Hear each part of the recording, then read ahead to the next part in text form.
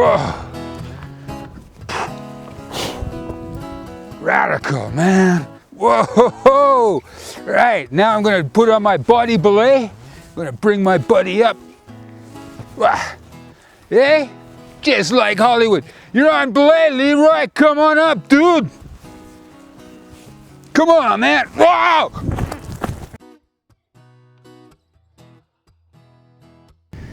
Hi there, Mike Barter again. Today, I want to talk to you about belaying. But I'm going to introduce a belaying technique that's going to be very familiar to some of you, and it's going to be very foreign and odd and strange to many others. This is going to be called the body belay. So, most of you are familiar with using one of these sort of stitch plate type belay devices. Especially if you've been climbing gyms, maybe the Gree or definitely one of these stitch plate devices. Don't need it anymore. And the Munter hitch, don't need Munter. So much for Munter. He's gone. Before we get started though, I want to quantify one thing or two things. Number one, this body belay is not intended to hold massive forces like those that are produced in sport climbing. Okay, so this is definitely not a technique that I want to see out on the sport climbing crags. And it isn't something that I want to, or that you should use where somebody's climbing, you're bringing them up with a body belay and they're coming through an overhang and then they fall off and suddenly they're hanging in midair and you're holding them with your hands with the rope wrapped around your body. That's not what it's intended for. And it's more of an alpine mountaineering technique and or a rock climbing technique where the terrain is at an easy angle. So high end 4th class to low end 5th class. Oh. Oh. Okay, maybe that wasn't the best of ideas, man. Like, I'm not the sharpest tool in the shed or the fuzziest bunny in the forest. Here's okay. All right.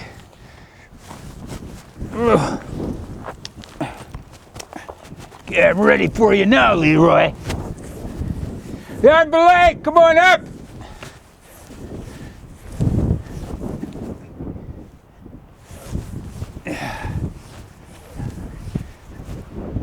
Yeah, got you now, dude. Can't do it again, huh? Yeah.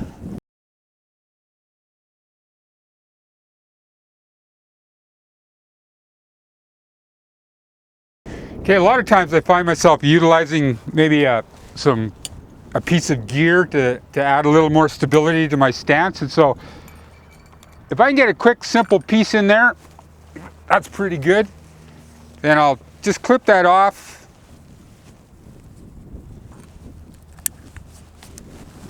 Step forward till I come tight to the piece of gear, pull in the slack in the rope, and then I want to make sure when I throw the belay on, I throw it on the right way. And by that I mean we have the ABCs of this type of belay. So I have an anchor, I'm the belayer, and the climber, and we're all the forces are on the same side. So if I were to get pulled, in this case, it sort of twists, but it twists out onto the piece of gear.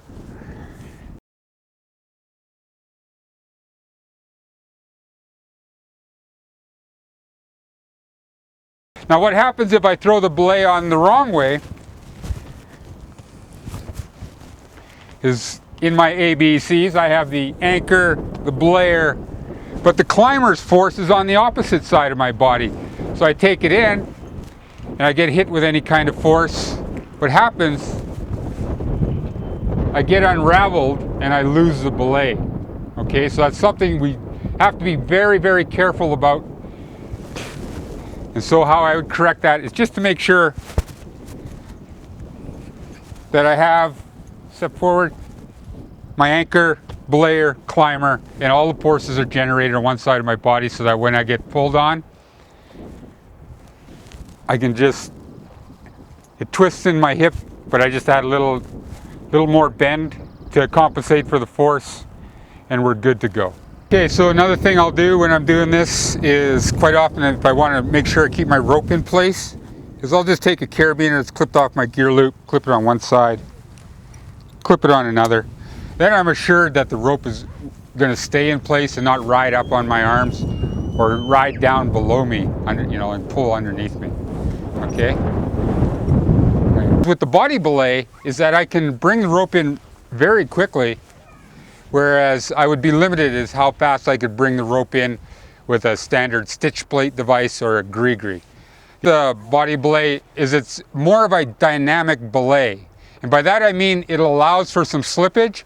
So if I'm in a situation where maybe I'm on a snow slope or something where I can't build a perfect anchor or I can't get a bomb-proof anchor, then it may be my belay of choice, as with anything or anything that generated a lot of force, might pull me out of my stance and pull whatever anchor that I may have had or may have been able to build.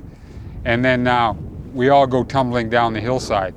So in this case, if I get hit with a lot of force, like I get pulled a little bit, I can allow some slippage and still sort of stay in place. If you ever find yourself in a situation where you have to transfer the load and to a real anchor, then you're probably it's the wrong application for this technique. But in case you did have to do that, this is the way you would do it. And it's a simple, take a loop, a bite through the loop, take an overhand, tie it off, then your hands are free to do what you shouldn't have to be doing in the first place, okay? Cheers. There you go. Oh, hi there. I'd just like to conclude that the body belay is really a necessary part of every mountaineer's belay quiver. And mixing and matching the belay is to suit the sort of forces in the terrain that you're on is excellent. It can speed up your day immensely and make your day that much safer. So for the most part, I just like you to think, try it out, work with it a little bit, get practiced with it, make sure you hook it up correctly, keep your center of gravity low whenever you're doing that. So whenever you can sit down and maybe get behind a horn or a rock and put a bend in the rope over a rock or something like that, that'll add greatly to, excuse me, I'm talking right now. Yes, okay. So, oh, cheers then. Right on.